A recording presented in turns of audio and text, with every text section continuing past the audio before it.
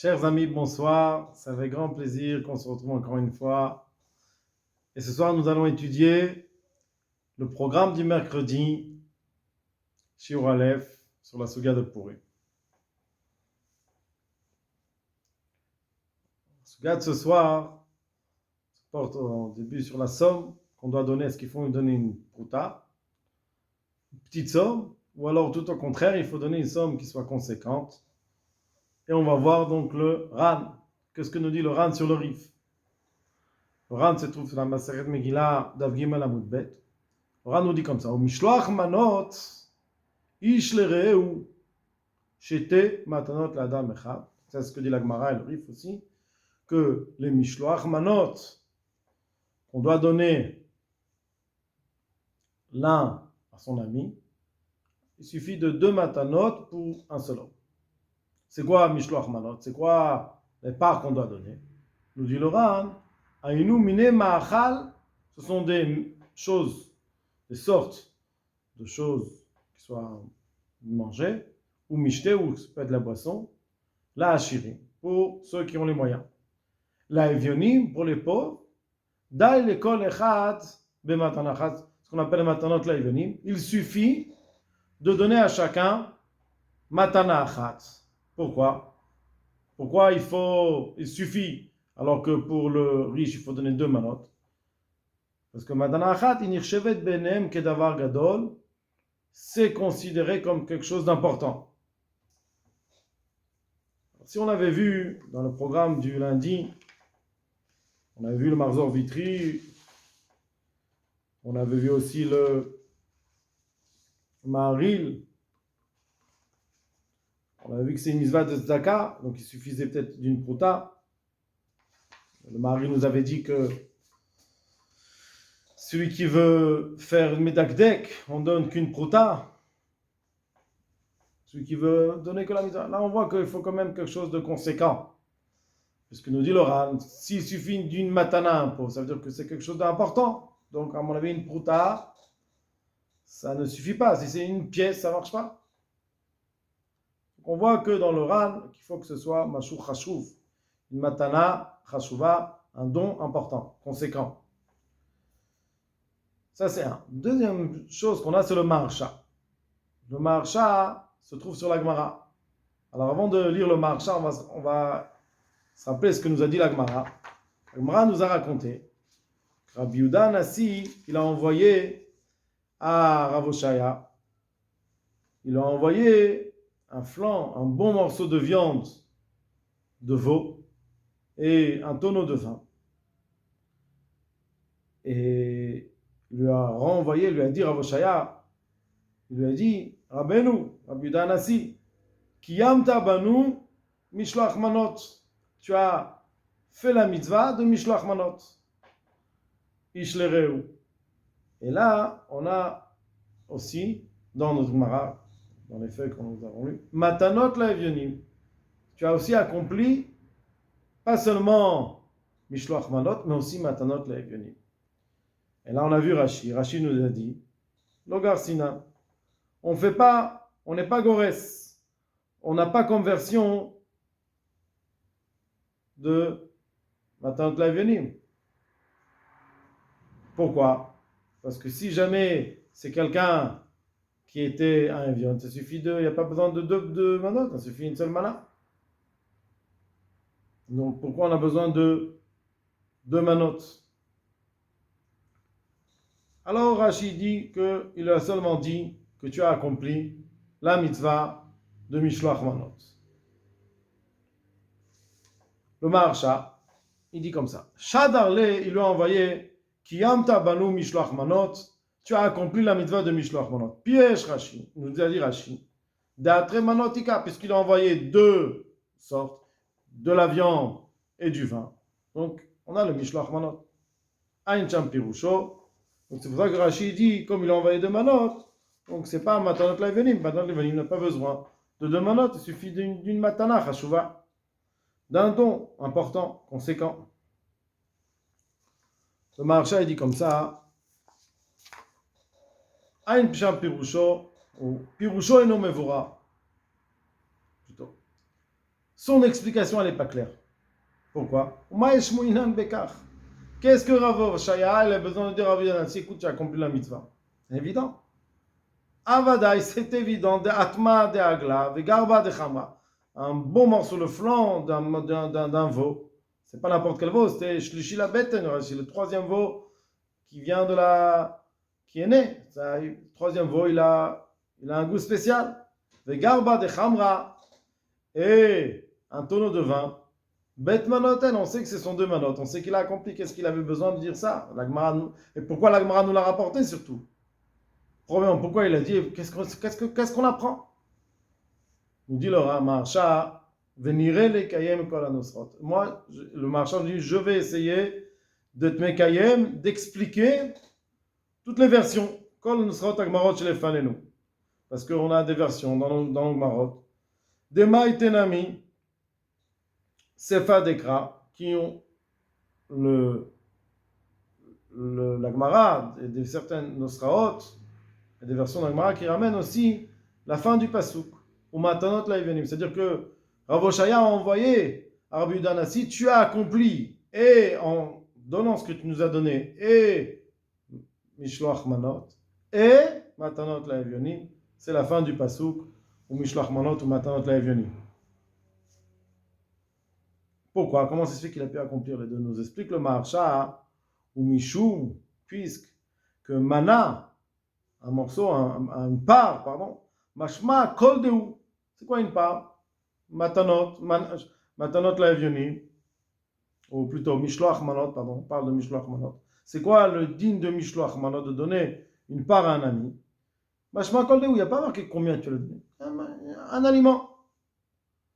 Velechach, Baetre Leishechat. C'est pour ça qu'on a besoin de donner deux aliments, parce qu'il faut que ce soit conséquent, parce qu'un aliment, ça peut être qu'une chose minime. Quand on donne deux, c'est déjà plus important.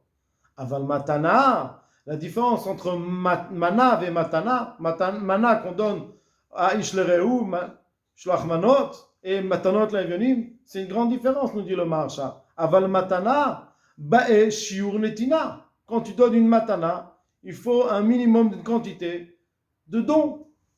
Tu ne peux pas appeler une pièce un don.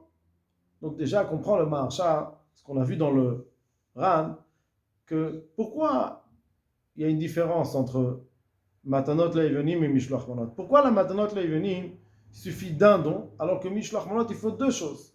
Nous explique le Maharsha, il nous dit comme ça. Mana, l'explication de Mana, selon le Maharsha, c'est une chose koldeu, c'est pas quelque chose de conséquent. Donc pour pouvoir réjouir son ami, il faut lui donner deux choses. Par contre, quand on parle de Matanot Laïvenim, Matana c'est d'avoir chashouf, c'est quelque chose d'important.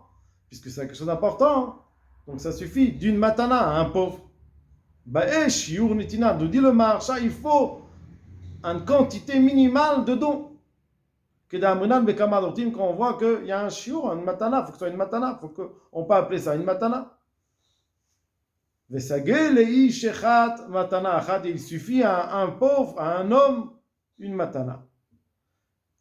On continue, le Maharsha, il nous explique dans notre histoire. Puisque Rabbi Yodanassi, Mishum de Shalachro, il a envoyé à Rav Oshaya, Bet Manot, deux parts, mais pas seulement des stars, des parts, des grandes parts, Atma de Agla, le flanc d'un veau, et Garba de Chamra, et un tonneau de vin, Shem Gdolot, c'est pas seulement des petites manotes, c'est pas des petites parts, ce sont des gros morceaux, de grandes netina, Kishiur netina, donc ça peut être aussi une matana, c'est plus une mana, c'est une matana, ça devient une netina. Ça peut prendre, ça rentre dans la catégorie de netina, de don. Des Be'amar, donc c'est pour cela qu'il lui a dit à Oshaya, le chidouche qu'il lui a dit à Oshaya, tu nous as donné quelque chose d'important, de chashouv. Amar de Be'enach, Bet Manot, avec ces deux Manot Gdolot, ces deux grandes parts que tu nous as données, Tfe Mishiur Manot. C'est encore plus que le shiur d'une mana qui est écrit dans la Megillah. Qui Yamta Gamken, comme c'est quelque chose de conséquent, alors tu as accompli aussi ou matanot laevionim, et la mitzvah de donner des matanot laevionim.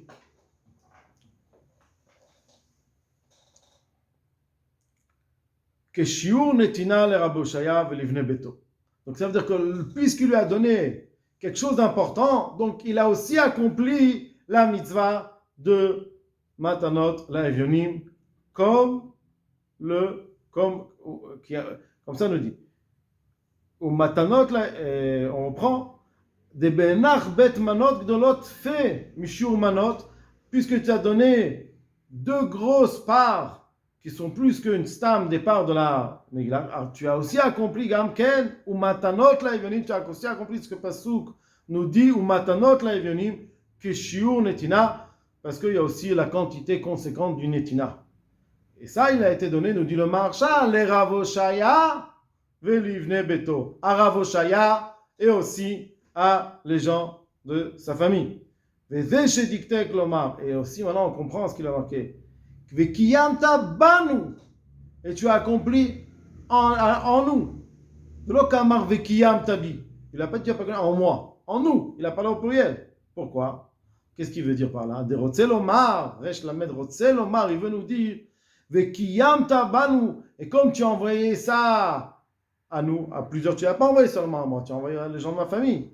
Les shte anashim, shte matanot, deux matanot, puisqu'on était deux, et tu as envoyé deux choses. Peut-être que j'ai sauté. Non, j'ai pas sauté. Shte matanot, puisqu'en fait, il a envoyé à Ravoshaya et à son fils. Dit le Maharsha, ou milat la evionim, et le mot evion, yesh bo remes, il y a aussi une allusion. Aleph, bet, c'est av, et bet, bni, av, bno, de yotzim, beshte matanot, le av, bni, puisqu'il a donné au père et au fils. Donc, lui dire à Ravoshaya, tu sais, ce que tu nous as donné, ce n'est pas des petites parts, ce sont des grosses parts. Alors, en faisant ce que tu as fait, c'est pas seulement, toi, tu voulais nous faire Mishloach Manot, mais comme tu nous as donné deux parts qui sont un shiur conséquent, alors tu as aussi accompli la mitzvah de Matanot Laevionim, parce que moi, mon fils, on l'a reçu. Et le chidouche, c'est que même dans une même famille, on donne à deux personnes de la même famille, un père et un fils, on leur donne Beshutfut, on leur donne aux deux en même temps, on peut accomplir aussi le mitzvah de Matanot Laevionim. De là, on voit que quoi? On a une mitzvah d'être mesameach, et pas seulement de donner une prouta, c'est pas seulement une mitzvah de tzedaka, c'est aussi une mitzvah de donner quelque chose d'important. Recherche-t-on la simcha de celui qui reçoit ou celui qui donne? Relisez les paroles des Rishonim plus haut et déterminez ce qui importe pour cette mitzvah. Donc, dans le programme, il y a une question qui se pose. Si on relit les Rishonim dans le programme du lundi, on ne va pas tout relire, mais on a ramené le Ritva, le Rambam, on a vu qu'il y a une mitzvah dans la Matanot Laevionim qui est spéciale. C'est pas ça une mitzvah de tzedaka, il y a dans cette mitzvah aussi une mitzvah de simcha. On se doit de réjouir les pauvres par la mitzvah de Matanot Laevionim. Donc a priori, l'essentiel de la mitzvah, c'est la simcha de celui qui reçoit. Si on lit le Magen Avraham, il y a marqué la même chose. Le Katuv est mort, nous dit le Magen Avraham, est écrit dans le Sefer Maor, de lo yiten lahem, il ne pourra pas leur donner aux pauvres, kodem purim, avant purim, les matanot laevionim. Pourquoi? Dilma achlo lehu, kodem purim, de peur que ils vont les consommer, ils vont les manger, ils vont les utiliser avant purim. Donc on voit dans le Magen Avraham qu'on a une mitzvah pendant purim de réjouir le pauvre. Si je lui donne avant Purim, c'est possible qu'il va avoir la joie, mais elle ne va pas être pendant Purim. Donc ça rejoint un peu ce qu'on a dit dans la Rishonim, que l'essentiel, c'est la mitzvah de celui qui reçoit. Et si jamais on n'aurait pas eu cette crainte qu'il utilise ces matanot la evionim pendant Purim, alors on aurait pu accomplir la mitzvah même en donnant avant, parce qu'on sait que pendant Purim, il va se réjouir. Et donc ça rejoint cette idée que quoi? que l'essentiel c'est la mitzvah de celui qui reçoit. Parce que s'il y a une mitzvah de celui qui donne, il y a une mitzvah quand il donne, il a une joie de donner. Alors même si on donne avant Purim, et cette personne-là, on sait qu'on n'a pas cette crainte-là, et qu'elle va l'utiliser pendant Purim, nous, notre joie de donner, on l'a faite avant Purim. Donc, a priori, si on lit le Magen Avraham, on comprend que l'essentiel de la mitzvah, c'est la mitzvah de celui qui reçoit.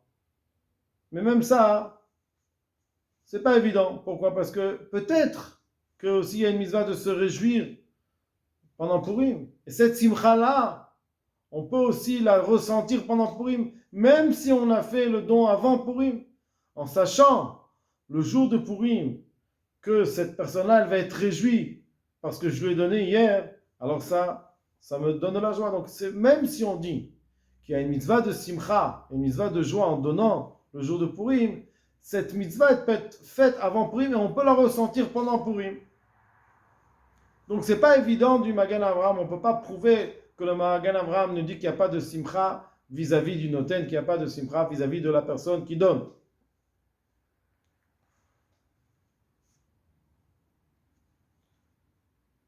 Donc a priori, d'après le Magen Avraham, toute la problématique de donner avant Purim, c'est que le pauvre utilise cet argent avant Purim.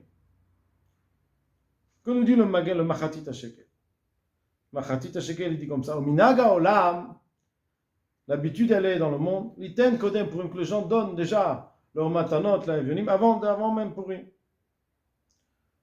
Nous dit le Machatzit HaShekel, Av de matanot la evionim, même si on sait que matanot la evionim, mitzvah todavka beyom Purim, là, l'essentiel de la mitzvah, c'est le jour de Purim. Tzarich lomar. Donc, on ne peut pas accomplir avec ce que j'ai donné hier, la mitzvah de donner de matanot la evionim qu'il faut donner aujourd'hui. Comprend le Machatzit HaShekel qu'on ne peut accomplir que le jour de Purim. Tzarich lomar. Il faut expliquer d'Akol Panim, même si le Minaga Olam, l'habitude est que les gens donnent avant Purim. Akol Panim noten shte matan levionim. Même le jour de Purim, il donne aussi à de pauvres. Gam beyom Purim. Et gam yesharbe anim, aussi à beaucoup de pauvres. À Chosrim al-Aptachim, qui sont là en train de toquer aux portes de Purim. Donc, nous dit le Machatzit HaShekel, même si on a l'habitude de donner avant Purim, on sait que même pendant Purim, on donne. Et ce qu'on donne avant Purim, ça nous permet d'accomplir la mitzvah. Donc on voit du Machatzit HaShekel que ce n'est pas seulement vis-à-vis de celui qui va recevoir, il y a aussi la personne qui donne. Et la personne qui donne doit donner pendant Purim. Alors c'est possible maintenant, si je donne un shaliach, et que ce shaliach, si je donne à quelqu'un à remettre, un irgun, une organisme de zakat, et ce zakat il va distribuer. C'est comme si moi j'avais donné pendant Purim. Mais on parle que la personne, elle doit, le don, le shaliach, il doit donner pendant Purim, bobayom, ce qu'on appelle. Et seulement bobayom, si jamais le pauvre a reçu, même s'il ne l'utilise pas, ça ne marche pas. Il faut que le don soit fait pendant Purim.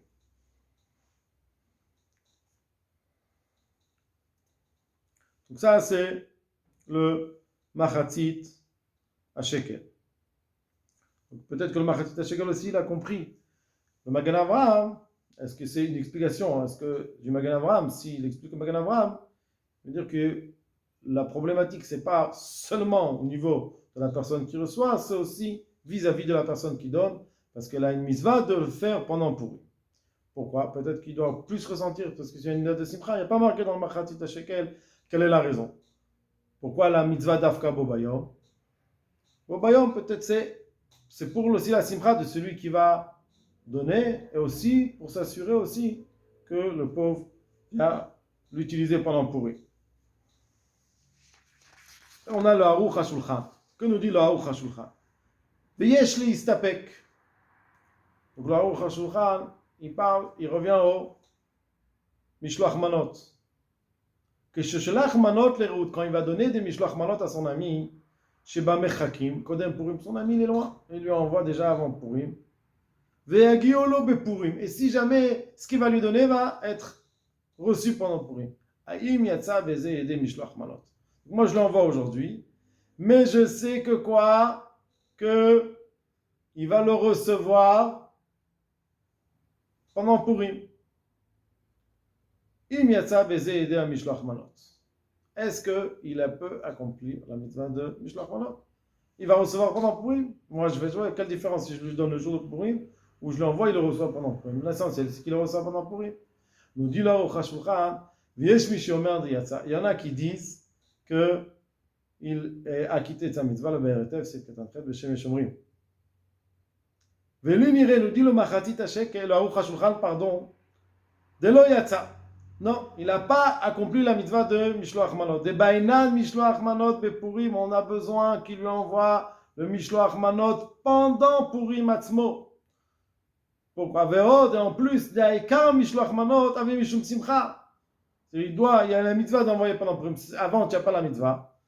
Donc la mitzvah, elle est aussi pas seulement qu'il reçoit, mais aussi que tu envoies. Et en plus, le Ikar Mishloach Manot, l'essentiel du Mishloach Manot, Mishum Simcha. Vezo simcha ilo, quel simcha est là? Ata maintenant, ma shishel achmokodem. Si moi je dois en lui donnant, je dois ressentir le simcha, nous dit le Mishloach Manot, le Aruch HaShulchan, que si je donne hier, je ne vais pas ressentir la mitzvah comme si j'avais donné aujourd'hui. Donc, de ce que nous dit l'Aruch HaShulchan dans le Mishloach Manot, on peut aussi apprendre dans Matanot Le'Evyonim. La même chose. S'il y a une yann de simcha, et c'est un image de simcha du noten que celui qui donne, il doit ressentir le simcha. Alors aussi, ça ne marche pas s'il le donne hier, même si il va le recevoir le jour de Purim. Mais ressentir la simcha, c'est seulement le jour de Purim. Donc là, on voit le Aruch HaShulchan qui nous dit quelque chose dans Matanot Le'Evyonim, dans Mishloach Manot. Et est-ce qu'on va dire la même chose aussi dans Matanot Le'Evyonim? Peut-être que oui, peut-être que non. Chacun, après, on laisse la possibilité à chacun de donner son explication. Je souhaite à tout le monde, B'atzlacha.